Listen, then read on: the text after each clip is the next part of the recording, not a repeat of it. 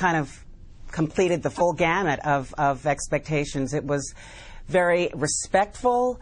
It was very much like a memorial, but there was a real sense of the person. And I have to say, just remembering all kinds of memories of Michael Jackson while I was listening to the services.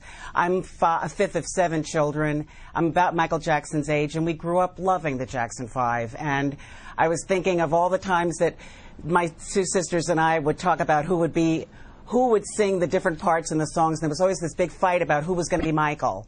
Michael was the key one that everybody wanted to be. I'm just so struck suddenly by the fact that he was this human being with brothers and sisters, with a family.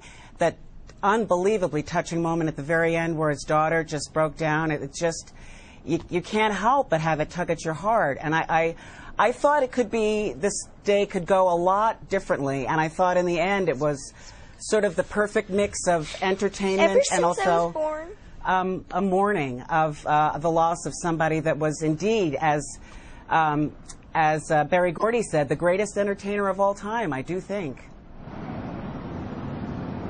Nancy, it was interesting you just mentioned that, because before the broadcast I mentioned the kind of heartbreaking comment by Joe Jackson, daughter Paris's grandfather, Michael's father, that they hadn't been socialized. They hadn't, the Jackson kids hadn't been raised around kids, and yet for that wrenching few moments there, she seemed like a kid. Utterly normal, very much like a child who's lost her dad. And I mean, we don't know. That's the other thing, Brian, that's so odd about this whole thing. You grow up with somebody in the media like this, and you really do feel like they're part of your family. I mean, there's something about his life that in so many ways paralleled my family's lives and so many other people's lives that are around his age, and you feel like you know him and his family, and you feel like you have a right to your opinions and your suspicions and your love or dislikes and whatnot. It's the strangest feeling to feel like you're looking at somebody that's very familiar and at the same time very much a mystery. And it's been an amazing afternoon to just watch this, really. Nancy Giles, thank you on behalf of all of us for being along for our coverage. I won't get to personally see you or thank you on this trip, but I appreciate you being along and your observations from this. Also watching it all day, a guy who's covered various aspects of this story as it has unfolded for NBC News correspondent Josh Menkowitz at our Los Angeles bureau not far from here. And Josh, what struck you watching this today? Well, you know, there wasn't any rehearsal time. This was an event that was sort of made up on the fly over the last few days, involving a lot of people, a lot of live performances. And, you know, there were a couple of fits and starts, but overall, I really thought it came off beautifully. I mean, I think it was exactly the kind of thing that its organizers would have hoped it would have been. And I think that, you know, people watching across the country and across the globe probably saw that. I was also struck by the sort of cohesiveness and single message today of the Jackson family. You know, it's a family about which there's been a lot written, a lot said.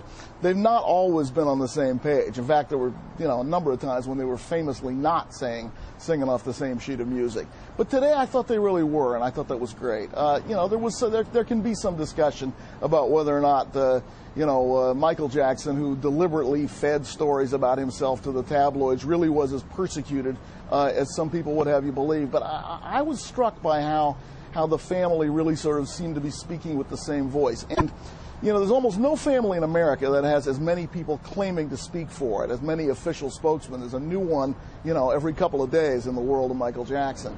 I thought that Brooke Shields was somebody who you could clearly tell from the way she was talking about him, from the anecdotes that she cited. She was somebody who really did know him. There's a lot of people out there who claim to know him, but clearly she really did. I thought that was tremendously poignant.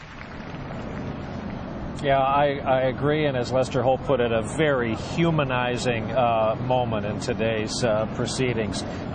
Josh Menkowitz, good points all. Thanks for being a part of this. Mike Taibbi has had a moment to talk to some of the people who are filing out now. We had a prayer at the very end of the service. Mike, you're down in the crowd, apparently.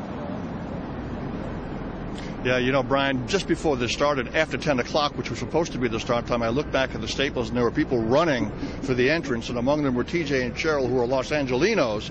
You guys were late, but you made it. What did you think? TJ, what did you think of it? You know what? It was a great show. I think that a lot of the people there touched a lot of things about Michael Jackson, you know, being the greatest entertainer, being very charitable, you know, with all his donations, and just healing the world.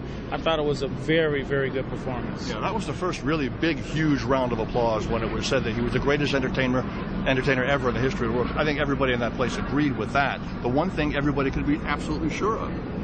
That's true. You know what? I'm glad I was able to come today because it was actually a great show. The performances were really good. I was saddened. I even shedded a tear when Jermaine got up and sung his song, Smile. It just kind of brought a tear to my eye. But, I mean, the whole performance was really great. Cheryl, there was a lot of that kind of subdued recognition of the backstory, that there's a terrible loss here, not just something to celebrate, not just all-out celebration because of a famous pop star passed by, but a really longing for him and a sadness that he's gone. I think really what people are thinking, Michael was a part of everyone's life. You know, people grew up with him, and I just think